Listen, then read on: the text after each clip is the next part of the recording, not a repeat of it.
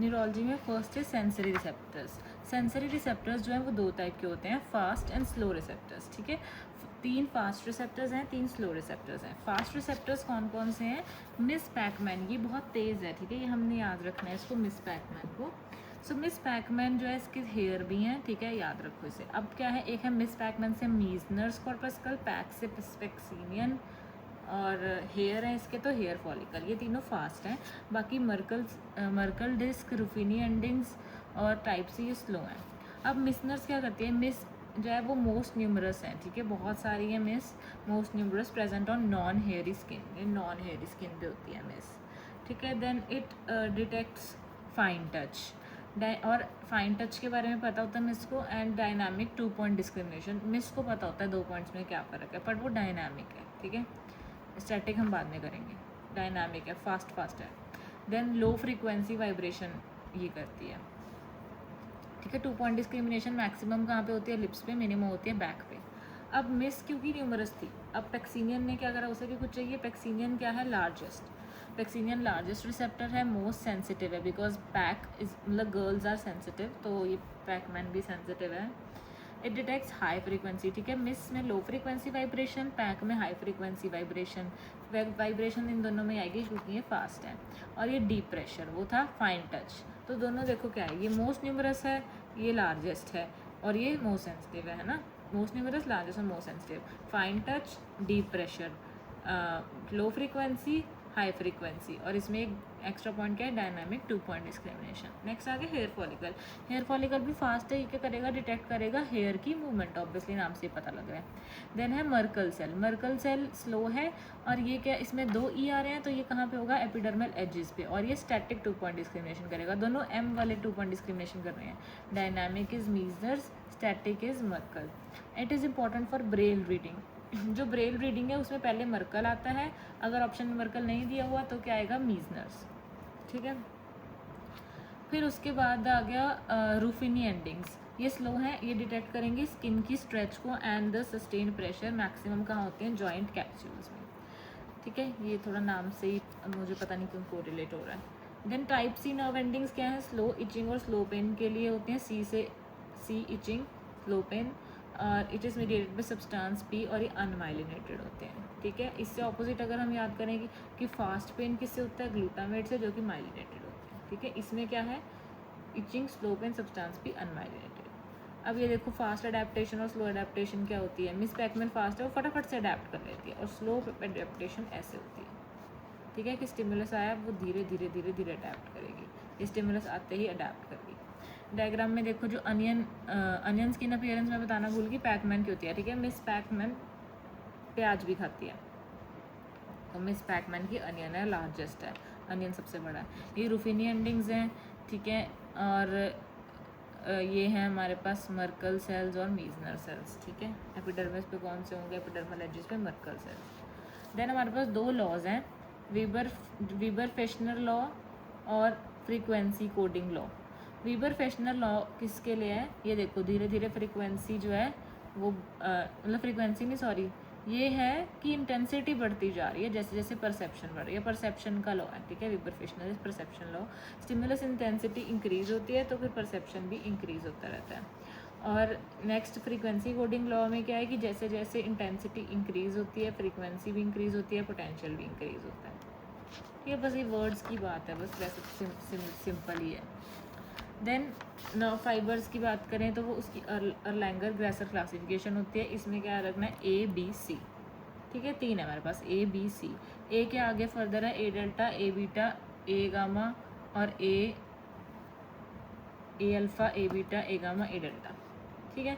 अब जो ए है उसमें पहले याद रखना है कि अल्फ़ा में क्या होता है, अल्फ़ा मेल के पास एक प्रॉपर्टी होती है, और वो मोटरसाइकिल पे जाता है, वो सबसे तेज़ है, वो सबसे भारी है, उसका डायमीटर भी सबसे ज़्यादा है, ठीक है। So A alpha male property motor proprioception करता है, सोमैटिक मोटर करता है, इसकी कंडक्शन वेलोसिटी सबसे हाईएस्ट है, और इसका डायमीटर भी बड़ा है, ठीक है। देन ए बीटा, बेटे की मसाज करते हैं, ठीक है, बेटे तो अपनी मम्मियों से अपनी मसाज कराते रहते हैं, तो बीटा की मसाज मतलब टच और प्रेशर। देन गामा क्या है, इफरेंट टू मसल स्पिंडल, ठीक है, गामा मसल स्पिंडल केवल होता है। ए डेल्टा में क्या आएगा, फास्ट पेन, ग्लूटामेट और कोल्ड टेम्परेचर। इसमें फास्ट पेन और कोल्ड टेम्परेचर आ रहा है। सिमिलरली इसका ऑपोजिट किस में आएगा, सी में। सी में क्या है, स्लो पेन और वार्म टेम्परेचर। ठीक है, तो ए डेल्टा और सी याद रखना है। A delta fast pain, glutamate, cold temperature, C is slow pain, warm temperature. और बी क्या है, प्री गैंग्लियोनिक ऑटोनॉमिक, सी क्या है, postganglionic sympathetic. Opposite opposite, एक चीज़ इधर ऑपोजिट ऑपोजिट, एक चीज़ इधर, मतलब जो जो भी इनके पास बच रहा है वो सब सी के पास जा रहा है। सी एक इंटर्न है और इसकी कंडक्शन वेलोसिटी सबसे ज़्यादा स्लो है, डायमीटर भी सबसे कम है। ठीक है, सी एक इंटर्न है। Slow pain substance P A delta, fast pain glutamate C. ठीक है, ये हो गया। इसमें हमने कर लिया cold temperature, fast sharp pain, glutamate, A delta, C for warm, burning, freezing pain, slow pain, substance P. अब सेंसिटिविटी का ऑर्डर अगर हमने करना है वो हम बाद में करते हैं। पहले ये देखो लाइन है, conduction velocity and fibre diameter decreases from top to bottom. Largest इसका होता है ए अल्फा का, सबसे कम होता है सी का। सी फाइबर्स आर अनमाइलिनेटेड, क्योंकि हमने पढ़ा था स्लो पेन अनमाइलिनेटेड है, and are also known as the type 4 fibres according to Lloyd और हंट क्लासिफिकेशन। अगर हम लॉर्ड और हंट क्लासिफिकेशन को देखें तो सी फाइबर्स टाइप 4 होती हैं। ठीक है, अब सेंसिटिविटी ऑर्डर, जो लोकल एनेस्थीसिया है उसमें क्या होगा कि ए बी सी ही है, पर ए के अंदर गॉड याद रखना है। लोकल एनेस्थीसिया में गॉड, तो gamma, alpha, delta. Then pressure में अगर कोई बंदा प्रेशर के अंदर हम उसे बोलते हैं तो बेसिक्स याद करो, बेसिक्स पे जाओ। तो इसमें क्या आएगा, ए सबसे ज़्यादा, ए फिर बी फिर सी। ठीक है, हाइपोक्सिया होएगा तो हम बोलेंगे यहाँ से भागो, भागो का मतलब बाको, तो मतलब बी ए सी। ठीक है, तो ये हो गया। नेक्स्ट आ गया सेंसरी रिसेप्टर्स में pain carried by A delta या सी फाइबर्स, हमें पता है। फिर वो कहाँ से कैरी होती है, स्पाइनोथैलेमिक ट्रैक्ट से, और फिर ब्रेन में जाती है जो परसेप्शन करते हैं। पर पेन की इनिबिशन कैसे होती है, descending from brain, system that suppresses the nociceptive transmission to in chronic pain at the spinothalamic tract. तो जब क्रॉनिक पेन में होता है ना, वो धीरे धीरे उसकी पेन इनिबिशन हो जाती है। वो कैसे होती है वो बता रहे हैं कि क्या स्ट्रक्चर्स हैं, पेरिडक्टल ग्रे, न्यूक्लियस रैफे जिससे सेरोटोनिन आता है, 5HT, लोकस सेरुलियस, नॉरएड्रेनालिन। हमेशा याद रखना है, न्यूक्लियस रैफे से क्या आ रहा है, सेरोटोनिन, लोकस सेरुलियस से क्या आ रहा है, नॉरएपिनेफ्रिन। फिर उस पर इंटरन्यूरॉन्स होते हैं कुछ डोर्सल हॉर्न पे। ये पेरी एक्वेडक्टल ग्रे क्या कर रहे हैं, ये एक्टिवेट करते हैं डिसेंडिंग इनिबिटरी पाथवेज को। ठीक है, कि इनिबिट कर दो बस, क्रॉनिक पेन है ये ग्रे करता है, पेरी एक्वेडक्टल ग्रे। न्यूक्लियस रैफे और लोकस सेरुलियस मतलब सेरोटोनिन और नॉरएपिनेफ्रिन क्या कर रहे हैं, inhibits pain at spinal level. Interneurons and dorsal horn क्या कर रहे हैं, ये रिलीज करते हैं एनकेफ्लिन्स और डायनॉर्फिन्स। अब ये पाथवे ऑफ पेन रेगुलेशन में भी देखो कि टेंस में क्या होता है, टेंस क्या होता है, ट्रांसक्यूटेनियस इलेक्ट्रिकल नर्व स्टिमुलेशन या जो भी है। इसमें क्या हुआ कि जब पेन तो ए डेल्टा और सी फाइबर कर रहे हैं, जब ए बीटा फाइबर आते हैं ना, ए बीटा क्या होता है, टच और प्रेशर बेटा का है ना, तो वो क्या करते हैं, इन्हें इनिबिट कर देते हैं, हमारे पेन वाले फाइबर्स को, ए डेल्टा और सी को इनिबिट कर देंगे। ठीक है, ये बीच में देखो स्पाइनोथैलेमिक ट्रैक्ट बना है, ये इनिबिटरी न्यूरॉन बना है। तो इसीलिए बेसिकली ये बोलना चाहते हैं कि मसाज में क्यों पेन ठीक हो जाती है, क्योंकि ए बीटा स्टिमुलेट हो जाते हैं और ए डेल्टा और सी इनिबिट हो जाते हैं। तो अब इसके लिए हम एक थ्योरी पढ़ेंगे, that is gate control theory of Melzack and Wall. इसमें क्या होता है, activation of A beta fibres that is touch inhibits A delta and C fibres that is inhibits the pain transmission. और एक ये जो स्पाइनल कॉर्ड में लैमिनाज हैं, इसमें हमने क्या रखना है कि जो लैमिना 2 होता है डोर्सल हॉर्न में, वो होता है सब्सटेंशिया जेलेटिनोसा, जिसे गेटिंग सेंटर बोलते हैं, जो कि इसकी इनिबिशन में इन्वॉल्व होगा। Substantia gelatinosa lamina 2 of dorsal horn also known as gating centre is involve in this inhibition. Examples क्या होते हैं इसके, जैसे कि TENS transcutaneous electric nerve stimulation है, जिसमें टच प्रेशर वगैरह देके पेन ठीक करते हैं। और एक्वापंक्चर में क्या होता है, एक्यूपंक्चर में कि एनकेफ्लिन्स बढ़ जाते हैं। अब इस डायग्राम में और क्या क्या देखना है हमने, देखो 2 लैमिना 2 था सब पीछे वाले में सब्सटेंशिया जेलेटिनोसा। फिर हमें पता है एक 7 है जो कि क्लार्क्स कॉलम है, जो कि प्रोप्रियोसेप्शन लाता है फ्रॉम लोअर लिम। 9 है जो एंटीरियर हॉर्न सेल्स हैं, जो कि लोअर मोटर न्यूरॉन में होते हैं, सब्सटेंशिया निग्रा पता है। और एक लिसोर्स ट्रैक्ट है जो कि डिकसेशन ऑफ स्पाइनोथैलेमिक ट्रैक्ट होती है यहाँ पे, लिसोर्स ट्रैक्ट स्पाइनोथैलेमिक ट्रैक्ट की इसको कर रही थी ना, कैरी पेन सेंसेशंस को। अब 2 चीज़ें होती हैं, हाइपरएल्जीजिया क्या है और एलोडाइनिया क्या है। हाइपरएल्जीजिया मतलब कि हाइपर मतलब एग्जैजरेटेड रिस्पॉन्स, की पहले पेन थी पर वो हमें बहुत ही ज़्यादा पेनफुल लग रही है अब, तो पेन, इंक्रीज पेन, हाइपर एल्जीजिया। एलोडाइनिया क्या है कि वो कोई पेनफुल स्टिमुलस नहीं था, सिंपल टच किया इस तो वो पेन में कन्वर्ट हो गया, तो उसे एलोडाइनिया बोलते हैं। Non painful stimulus perceived as pain. अब एक क्वेश्चन है कि 30-year-old female went on a vacation और वहाँ पे सो गई बीच पे, ठीक है, बैठी है, सन बर्न हो गया उसको, ठीक है। शी वेकअप एंड शी मतलब वेंट बैक होम, उठ के घर चली गई। शी एक्सपीरियंस, वो नहाने लग गई, ठीक है, वार्म बाथ लेने लग गई। She experience pen while taking warm bath, 40 degree Celsius उन्होंने बता दिया टेम्परेचर था जब वो पानी का वार्म बाथ में। तो अब कौन से वो पर उसको पेन हुई, पर क्यों हुई पेन? अब दो चीज़ें हैं, क्या उसको हाइपर एल्जीजिया हुआ या उसे एलोडाइनिया हुआ, पहले तो ये। तो इसमें क्या हुआ, हाइपर एल्जीजिया हुआ? नहीं, क्योंकि वो ऑलरेडी पेनफुल स्टिमुलस तो था ही नहीं ना, नहाने से किसको पेन होती है, तो वो एक नॉन पेनफुल स्टिमुलस, अब उसको पेनफुल लग रहा है, तो पहली बात तो वो है एलोडाइनिया। दूसरा, अब रिसेप्टर पूछ रहे हैं, ये इनोकुलस थर्मल रिसेप्टर है या थर्मल नोसिसेप्टर है। अब इसके लिए हमें एक कंसेप्ट पता होना चाहिए कि जो एक इंजरी होती है अगर कोई, ठीक है, तो एक्साइटेबिलिटी बढ़ती है तो सेंसिटाइजेशन हो जाती है, जैसे कि सनबर्न में एक्साइटेबिलिटी बढ़ी, सेंसिटाइजेशन हो गई। Now innocuous stimuli like warm bath जो है वो भी पेन करता है, तो अब इनोकुलर स्टिमुलाई सेंसिटाइज हो गया, वो भी पेन करेगा, ठीक है, तो मतलब एलोडाइनिया होगा। लेकिन ये क्या होता है कि टेम्परेचर जब 40 डिग्री सेल्सियस होता है ना, तब 40 डिग्री सेल्सियस मतलब बेसिकली 49 से कम होता है, हमें 49 की लिमिट याद रखनी है कि अगर टेम्परेचर 49 से कम है तो इनोक्यूअस थर्मल रिसेप्टर्स एक्टिवेट होते हैं, ना कि नोसिसेप्टर्स, ठीक है।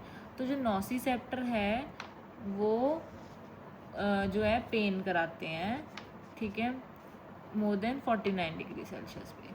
पर इसमें क्या हुआ, क्योंकि ये 49 से कम था तो इनोक्यूअस थर्मल रिसेप्टर ने पेन कराई, तो याद रखना है जो नोसिसेप्टर है ये 49 से ज़्यादा में पेन कराएंगे।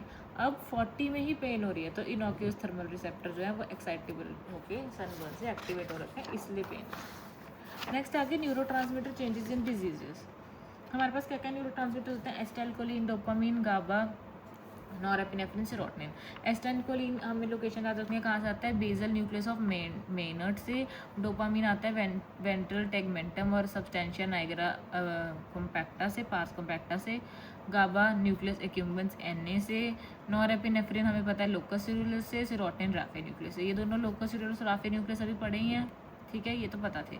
गाबा याद रखना न्यूक्लियस एक्यूम्बेंस से। डोपामिन भी पता है सब्सटेंशिया नाइग्रा से आता है, ठीक है। एसिटाइलकोलिन याद रखना बेसल न्यूक्लियस ऑफ मेनर्ड से।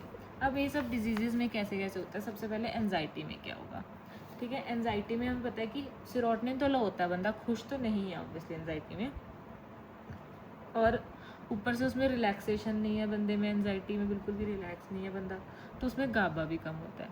लेकिन वो बंदा ऑलवेज ऑन टोज है, ठीक है, एंजाइटी वाला, उसमें बस ना मतलब वो रेस्टलेस सा होता है बंदा, तो उसमें नॉरएपिनेफ्रिन बढ़ा हुआ है, ठीक है। तो एंजाइटी में क्या हुआ, गाबा कम है, सेरोटोनिन कम है, लेकिन नॉरएपिनेफ्रिन बढ़ा हुआ है बिकॉज ऑलवेज ऑन टोज। अब डिप्रेशन में क्या होता है कि डिप्रेशन में बंदे का सब कुछ ही कम है, वो दुखी भी है, सेरोटोनिन भी कम है, कोई ऑलवेज ऑन टोज भी नहीं है, वो तो बिल्कुल ही ऐसे ढीला सा है, तो उसमें नॉरएपिनेफ्रिन भी कम है, ठीक है। गाबा भी उसमें कम है, ठीक है, रिलैक्सेशन का भी कुछ नहीं है, कम है। डोपामीन भी कम है, सिर्फ इसमें क्या होएगा, एसिटाइलकोलिन बड़ा होगा, ठीक है, वो भी एसिटाइलकोलिन थोड़ा बहुत बड़ा हुआ है, बाकी सब कम है, ठीक है, सारा कुछ इनहिबिटरी से आएगी, न्यूरोट्रांसमीटर कम है सारे। अब मेनिया में क्या होता है, मेनिया में एसिटाइलकोलिन कम है, गाबा कम है, लेकिन अब मेनिया में याद रखना है डोपामीन ज़्यादा है, ठीक है, तभी मेनिया होता है, डोपामीन ज़्यादा है इस बंदे में। अब शिज़ोफ्रेनिया में क्या है, सब कुछ कम है, सिर्फ मेनिया वो डोपामीन ज़्यादा है। सो मेनिया और शिज़ोफ्रेनिया सिमिलर है, पर इनमें फ़र्क क्या होगा, शिज़ोफ्रेनिया में सिर्फ डोपामीन ज़्यादा है, मेनिया में क्या होगा कि एसिटाइलकोलिन और गाबा कम भी हुआ है, इसलिए वो हमें मेनिक एकदम एक्सट्रीम एपिसोड लगता है। अब एल्जाइमर्स में क्या है, एल्जाइमर में सिर्फ हमें याद रखना है एसिटाइलकोलिन कम हो जाएगा, ठीक है, इजी, फिर भी भूलना नहीं है, ठीक है। उसके बाद हंटिंगटन्स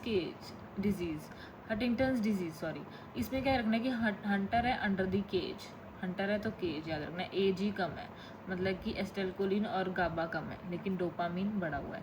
अब ये और मेनिया सेम होता है, ठीक है, तो हंटिंगटन्स और मेनिया सेम है। पार्किंसन में डोपामिन कम होता है, सबसे पहली बात, ये तो डिजीज़ की पैथोलॉजी है, पता ही है। एसिटाइलकोलिन बढ़ जाएगा और सेरोटोनिन भी कम हो जाएगा, ठीक है। तो ये थोड़े से एक बार रिवाइज कर लेना। नेक्स्ट आ गया हाइपोथैलेमिक न्यूक्लियस। हाइपोथैलेमिक न्यूक्लियस हमने पेयर्स में करने हैं, एक है लेटरल न्यूक्लियस और वेंट्रोमीडियल न्यूक्लियस, फिर है एंटीरियर और पोस्टीरियर न्यूक्लियस, फिर है सुप्राऑप्टिक और पैरावेंट्रिकुलर न्यूक्लियस, फिर है सुप्राकियास्मेटिक और प्रीऑप्टिक न्यूक्लियस, ठीक है। ये 4 डब्बे हो गए हमारे पास, और एक है आर्क्यूएट न्यूक्लियस। अब लेटरल न्यूक्लियस जो है वो क्या करता है, बॉडी को लेटरली बढ़ाता है, बंदा मोटा करेगा। बंदा कैसे मोटा होएगा, खाना खा के। तो इसमें क्या होता है, हंगर और एंगर, ग्रेलिन रिलीज होता है, ठीक है। बंदा ग्राउल करता है, मतलब हंगर और एंगर। लेकिन वेंट्रोमीडियल इससे उल्टा होएगा, सचाइटी करेगा लेप्टिन, ठीक है।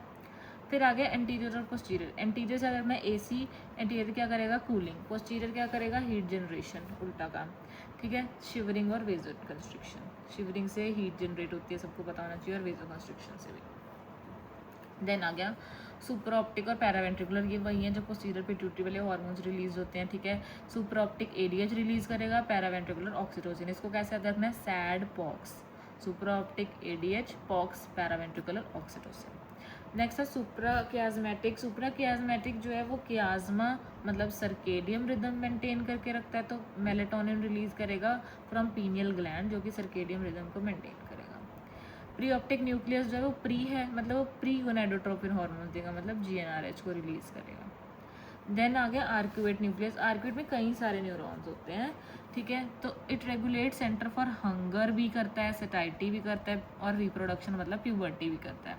इसमें क्या क्या न्यूरॉन्स होते हैं जो कि न्यूरोपेप्टाइड्स रिलीज करते हैं। एक तो हो गया NPY-AGRP न्यूक्लियस, ठीक है। NPY-AGRP न्यूक्लियस जो कि क्या कराता है, हंगर, ठीक है। अब POMC, कार्ट को कैसे याद रखना है, प्यूमा के कपड़े लेने गए, प्यूमा का सामान लेने गए, उन्हें कार्ट में भर दिया, बंदा खुश हो गया, अब उसे भूख नहीं लग रही, सचाइटी आ गई, ठीक है। अभी मैं इस डायग्राम में भी कराऊंगी। Then kisspeptin neuron, it acts as a trigger for puberty by stimulating pulsatility of GnRH। अब GnRH वैसे तो पहले से सिक्रेट होता है, पर प्यूबर्टी कब आती है, जब GnRH की सिक्रीशन पल्सेटाइल होती है, ठीक है। तो तब उसको कौन कराता है, किसपेप्टिन। तो बंदा किस कब करेगा, प्यूबर्टी में।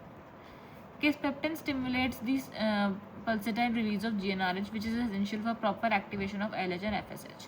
कैलमैन सिंड्रोम कब होएगा, जब म्यूटेशन हो जाएगा of kisspeptin, it cause delayed और एब्सेंट प्यूबर्टी। तो कैलमैन सिंड्रोम और किसपेप्टिन आपस में रिलेटेड है। अब लेप्टिन क्या करा रहा है, it acts as a permissive signal for, पहले तो हमने पढ़ा कि लेप्टिन सचाइटी करा रहा है, वो हो गया उसका मेन काम। अब वो कह रहे हैं leptin permissive signal of puberty भी है।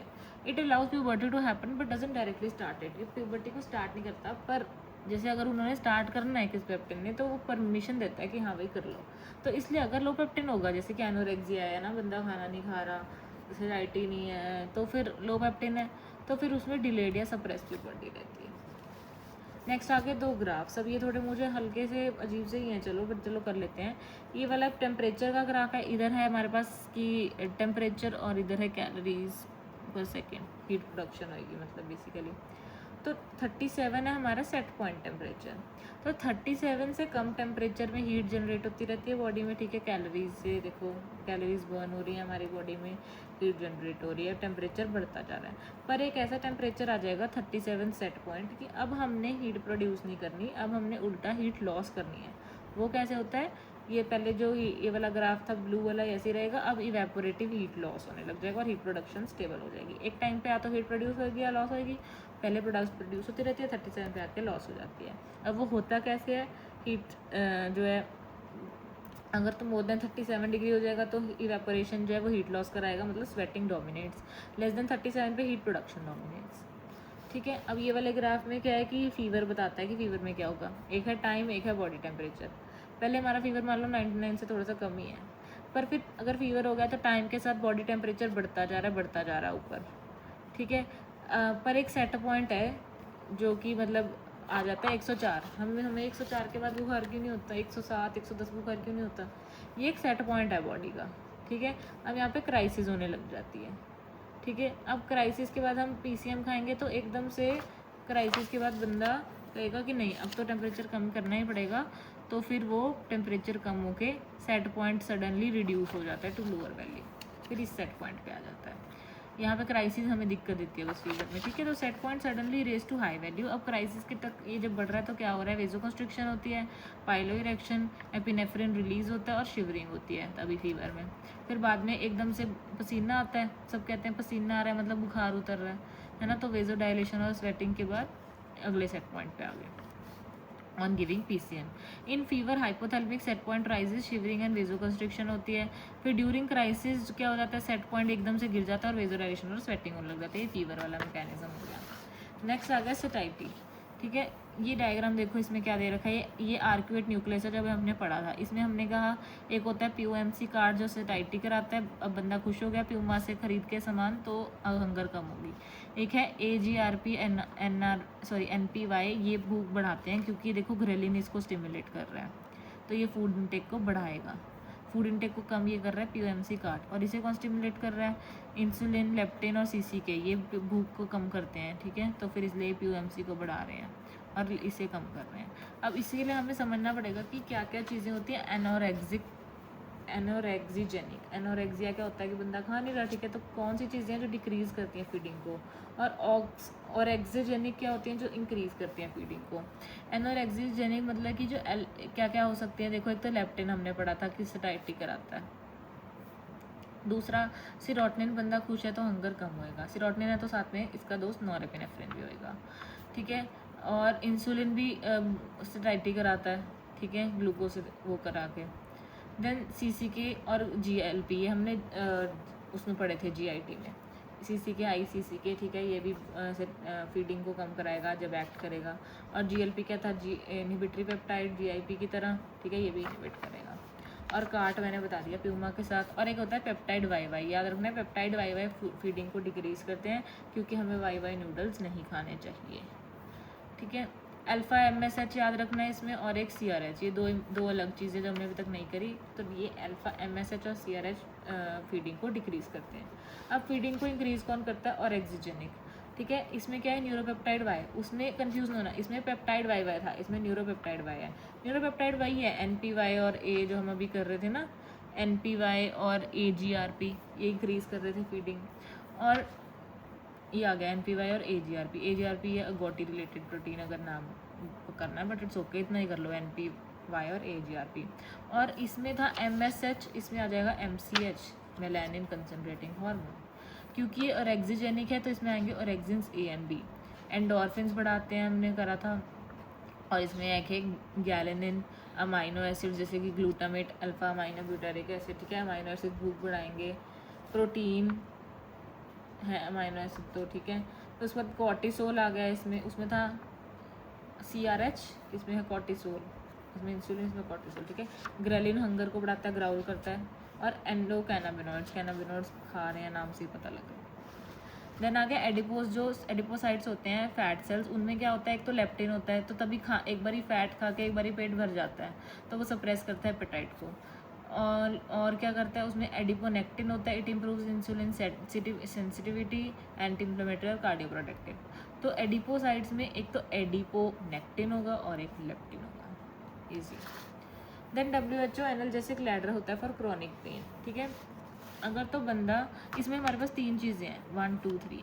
पहले तो बंदा माइल्ड पेन के साथ आया, उसे हम क्या देंगे, NSAID जैसे PCM वगैरह देते हैं, नॉन ओपियोइड्स। पर अगर उससे कंट्रोल नहीं हुई, मॉडरेट में है, तो हम उसे वीक ओपियोइड्स देंगे, मतलब कि क्या देंगे, जब थोड़ा ज़्यादा पेन में आता है बंदा को, ठीक नहीं हो रहा, तो क्या बोलते हैं उसे, ट्रामाडोल दे दो, तो हम उसे ओपियोइड्स देंगे, ट्रामाडोल और कोडीन, ठीक है, और स्टेप 1 ड्रग्स। पर अगर अभी भी कंटिन्यू हो रहा है तो क्या देंगे, उससे स्ट्रॉन्ग ओपियोइड्स देंगे।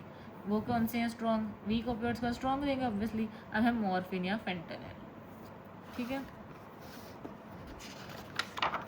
अब नेक्स्ट आ गया थैलेमिक न्यूक्लियाई, जैसे अभी हमने पढ़े वो वाले न्यूक्लियाई हाइपोथैलेमस के, वैसे ही अब थैलेमस के न्यूक्लियाई हैं, ठीक है। थैलेमिक न्यूक्लियाई भी पेयर्स में है हमारे पास।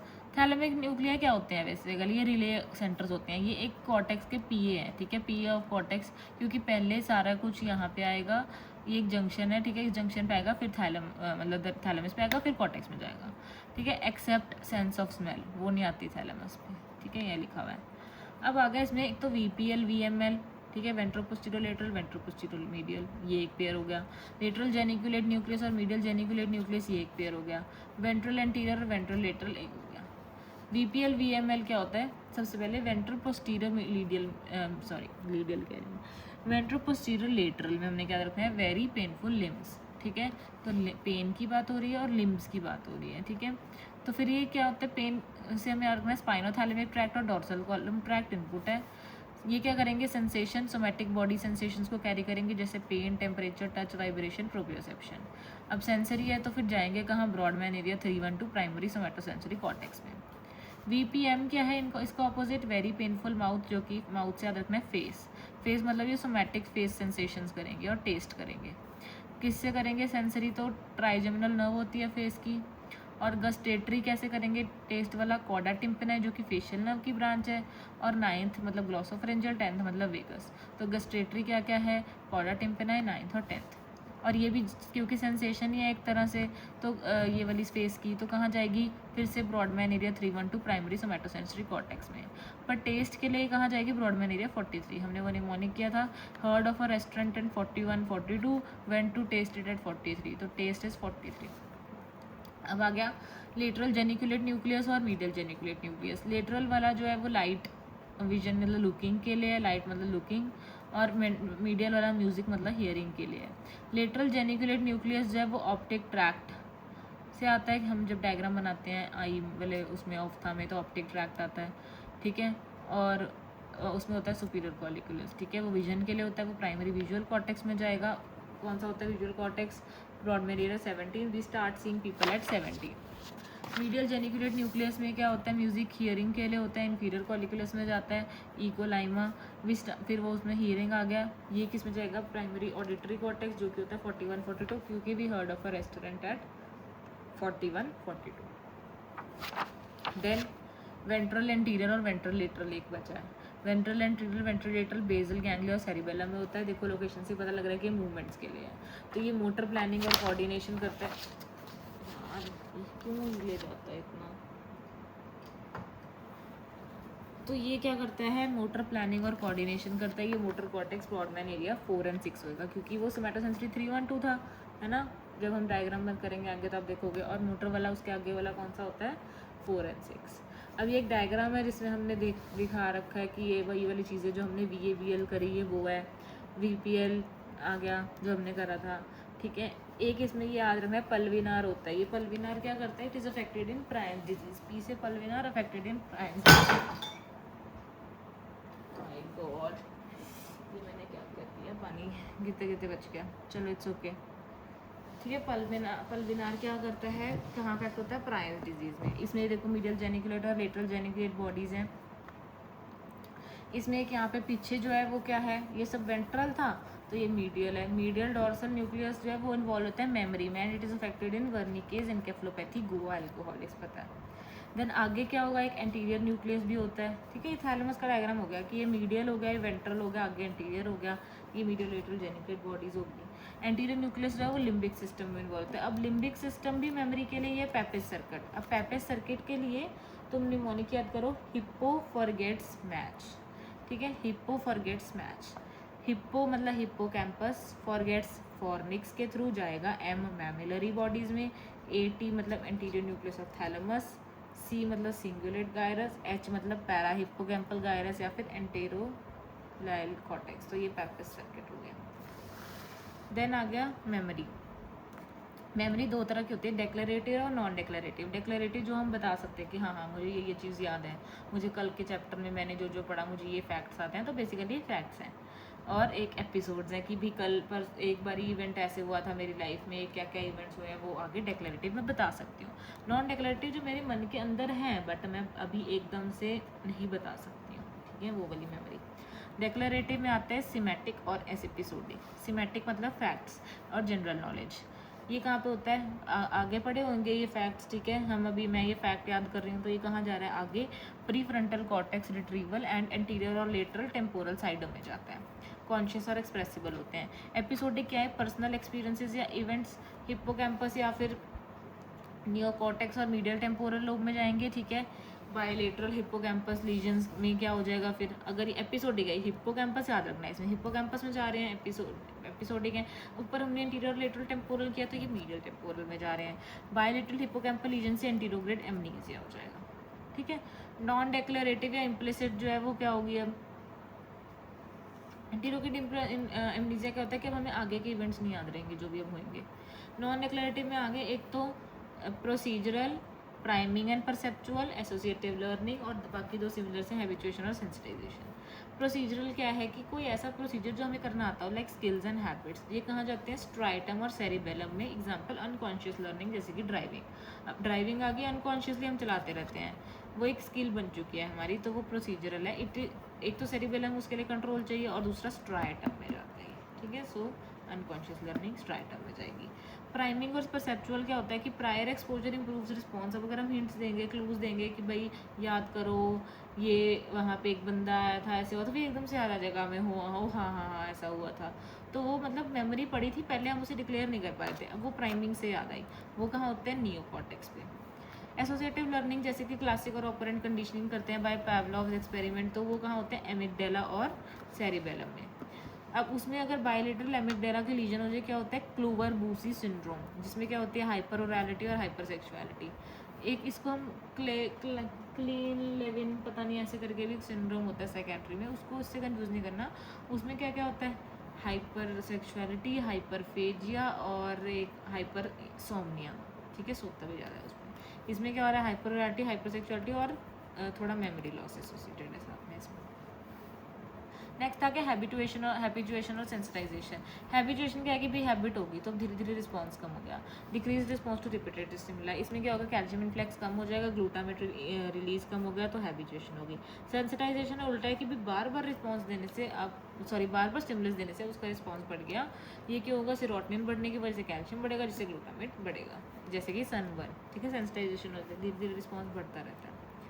अब शॉर्ट टर्म मेमोरी क्या होती है, जो 30 to 300 सेकेंड्स के लिए रहती है, बहुत कम, ठीक है। फिर उसके बाद ये कीर्ति ने पूछा था एक बार क्वेश्चन, 30 to 300 सेकेंड्स के लिए रहती है शॉर्ट टर्म मेमोरी।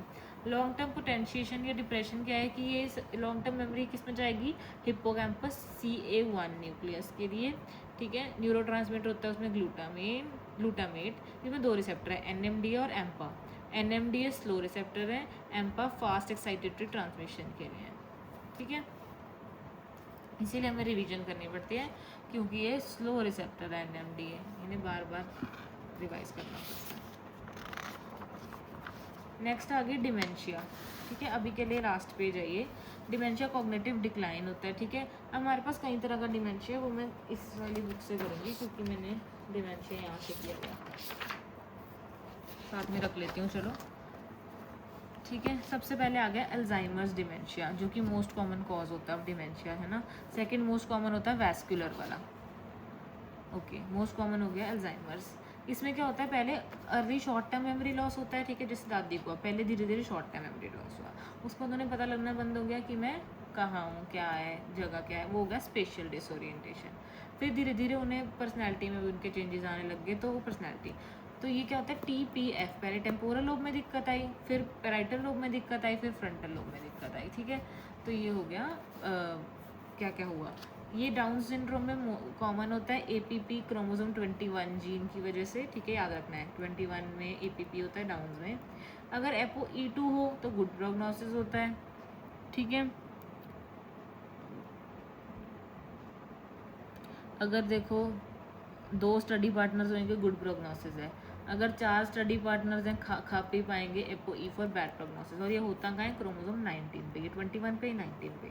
इसका ट्रीटमेंट क्या होगा, माइल्ड में डोनेपेजिल देंगे, मतलब कि ये क्योंकि हमने उसमें न्यूरोट्रांसमीटर्स में पढ़ा था अभी कि इसमें एसिटाइलकोलिन कम हो जाता है, तो अगर हम इसमें एसिटाइलकोलिनेज इनहिबिटर देंगे तो एसिटाइलकोलिन बढ़ेगा, तो ठीक होएगा, तो दैट इज डोनेपेजिल।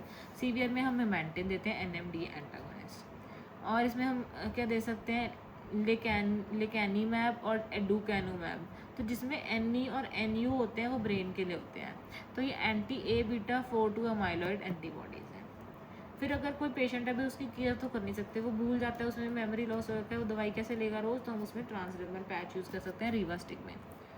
और इसमें क्या देते हैं हमें, neurofibrillary tangles, flame cell tauopathy, Hirano bodies, जो कि एक्टिन, मतलब कि दादी की को हुआ अल्जाइमर, उनकी एक्टिन देख के हम हैरान हो गए। एक्टिन हेरानोबॉडीज। नंबर ऑफ न्यूरोफिब्रिल टैंगल्स से ही प्रोग्नोसिस का पता लगता है, जितने ज़्यादा उतना ही बेकार।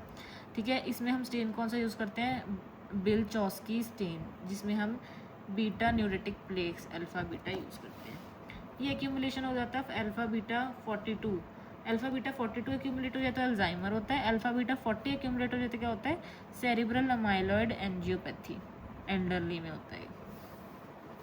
मल्टीपल हेमरेजेस, लोबार हेमरेज जो भी है। ठीक है, इसमें 42 है, अल्जाइमर हो गया, सारा कुछ हो गया। फिर उसके बाद नेक्स्ट है अच्छा यहाँ लिखा हुआ है 42 में अल्जाइमर होता है, 40 में सेरिब्रल अमाइलॉइड एंजियोपैथी होती है, vascular fragility associated with lobar haemorrhages. Next आ गया वैस्कुलर डिमेंशिया। वैस्कुलर डिमेंशिया में स्टेप वाइज डिक्लाइन होता है। ठीक है, कैरेक्टरिस्टिक फीचर है इसका स्टेप वाइज डिक्लाइन। इसे बोलते क्या है, बिस्वेंगर्स डिसऑर्डर। इसमें डीप वाइट मैटर चेंजेस होते हैं और न्यूरो इमेजिंग। ठीक है, अब इसके बाद मतलब क्या होता है न्यूरो इमेजिंग पे डीप वाइट मैटर में, multiple infarct, small vessel disease वगैरह दिखेंगे। नेक्स्ट है पिक्स डिजीज़। पिक्स डिजीज़ में क्या होता है, पिक्स डिमेंशिया में सॉरी, अर्ली पर्सनैलिटी चेंजेस आने लग जाते हैं। मैंने आपको बताया था कि पर्सनैलिटी चेंजेस कहाँ आ रहे हैं, फ्रंटल वगैरह में, तो इसमें भी फ्रंटो टेम्पोरल डिमेंशिया। एपैथी, डिसइनिबिशन और कंपल्सिव बिहेवियर होता है। ये इसमें नाइफ लाइक एट्रोफी होती है, मतलब आगे आगे वाले फ्रंटल पार्ट को अफेक्ट कर दिया। पिक्स बॉडीज टाउपैथी होती है इसमें और यूबिक्विटिन। ठीक है, नाइफ एज एट्रोफी होगी और फ्रंटल लोब। अर्ली पर्सनालिटी और बिहेवियरल चेंजेस है पिक्स। नेक्स्ट है लुई बॉडी डिमेंशिया, ये हम पार्किंसन में भी पढ़ेंगे। ठीक है, लुई बॉडी डिमेंशिया में क्या हो जाते हैं, विजुअल हेलुसिनेशंस होते हैं, स्पॉन्टेनियस पार्किंसोनिज्म होता है, सब कॉर्टिकल डिमेंशिया होता है। देखो लुई बॉडीज दिखती हैं जो कि किससे बने होते हैं, अल्फा सिन्यूक्लियन से। तो लुई बॉडी डिमेंशिया में तो इतना ही करना है, आगे बढ़ लेंगे इसे। अब नॉर्मल प्रेशर हाइड्रोकेफलस एनपीएच, इसमें क्या होता है, हमें इसमें याद रखना है एनपीएच में हकीम्स ट्रायड। ठीक है, नॉर्मल था फिर भी हकीम ने अपना ट्रायड बनाना है।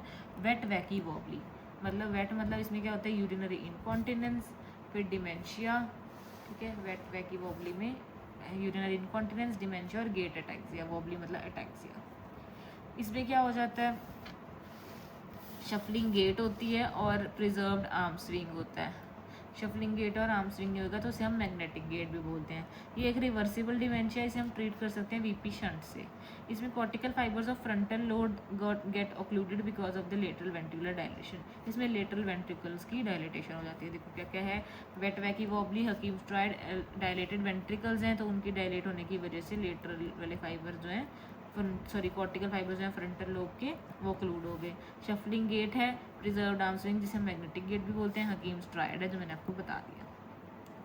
ठीक है, अब आ गया प्रायंस डिजीज़। प्रायंस डिजीज़ को CJD मतलब कि क्या बोलते हैं, क्रूड्सफेल्ट जैकब डिजीज़। क्रूड्सफेल्ट जैकब डिजीज़ ये रैपिडली प्रोग्रेसिव डिमेंशिया है। इसमें मायोक्लोनस होता है, इन्फेक्टिव प्रोटीन्स CSF में होते हैं और पीरियोडिक शार्प वेव्स आती हैं EEG में। CSF में क्या आता है 1433। इसमें हिस्ट्री होती है। इसमें ना बेसिकली प्रायंस कैसे टिश्यू से ट्रांसफ़र होता है, तो इसमें या तो कोई न्यूरो सर्जरी हुई जिसके अंदर टिश्यू घुस गया, ठीक है, कॉर्नियल ट्रांसप्लांट, कैनाबिलिज्म, बंदे ने बंदे को खा लिया। ठीक है, तो ये सब होता है। प्रायंस मैंने बताया था किससे हो रहा है, पल्विनार से, तो इसमें पल्विनार या हॉकी स्टिक साइन दिखता है, ये हॉकी स्टिक्स बनी हुई हैं। ठीक है, और ये स्पॉन्जिफॉर्म एनकेफ्लोपैथी दिखती है, इट इज़ ट्रांसमिसेबल। तो ये क्या क्या लिखा है, प्रायंस डिजीज़, इसमें PRPC PRSC मतलब मिसफोल्डिंग हो जाती है प्रोटीन्स की, बीटा प्लेटेड एग्रीगेट्स होते हैं, behaviour change, myoclonus rapidly progressive, 1433 in CSF, periodic sharp waves in EEG, transmissible है जैसे कि कैनाबलिज्म, न्यूरो सर्जरी, कॉर्नियल ट्रांसप्लांट, इन सब चीज़ों से हो रहा है। और इसमें क्या होगा, pulvinar sign, hockey stick appearance और स्पॉन्जिफॉर्म एनकेफ्लोपैथी। नेक्स्ट है HIV एसोसिएटेड न्यूरोप्रोटेक्टिव डिसऑर्डर्स में HIV के साथ सब कॉर्टिकल डिसफंक्शन होगा और microglia nodules with giant cell, microglia but giant cell. अब इसमें से जो अल्जाइमर्स है और पिक्स है ये दोनों कॉर्टिकल हैं, बाकी सब कॉर्टिकल हैं जैसे कि पार्किंसन, हंटिंगटन, ये सब वो सब कॉर्टिकल हैं, ये दोनों कॉर्टिकल हैं। ठीक है, मतलब हंटिंगटन पर पार्किंसन PSP जो हम आगे पढ़ेंगे वो सब कॉर्टिकल है। तो डिमेंशिया अभी के लिए इतना ही। ठीक है, नेक्स्ट वीडियो कल करेंगे।